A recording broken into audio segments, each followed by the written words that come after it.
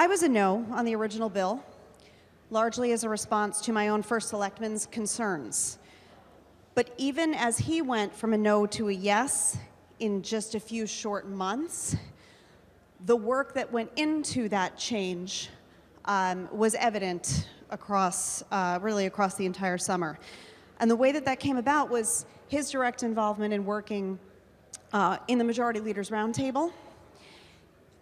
And it was in that group where he referenced the struggle to counter the disinformation campaign and how that so negatively influenced communities into decisions that led to and continue to lead to a lack of housing options. The acknowledgement that communities without middle and workforce housing are going to potentially fall behind the communities that are more eager to move forward, it's really impossible to ignore. After offering alternatives to the prior bill and encouraging a regional option with room to lean on the COGS for support, my first select person ended up standing with the governor, even standing up and speaking at last week's press conference on housing. I would also like to take an opportunity to speak briefly on the buses with laundry and showers being piloted.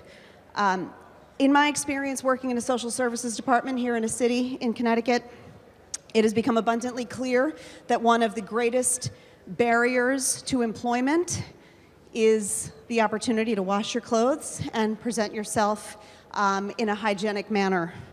The dignity of basic hygiene is such a barrier to even presenting oneself for a job, for really just even applying.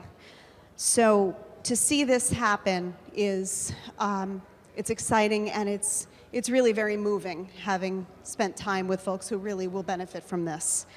I am very excited to see that part come to fruition, and I also want to just acknowledge my appreciation for the folks who worked so hard to make this bill what it is today.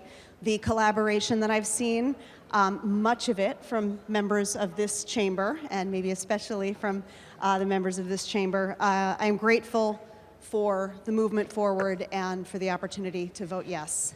Thank you very much, Mr. Speaker.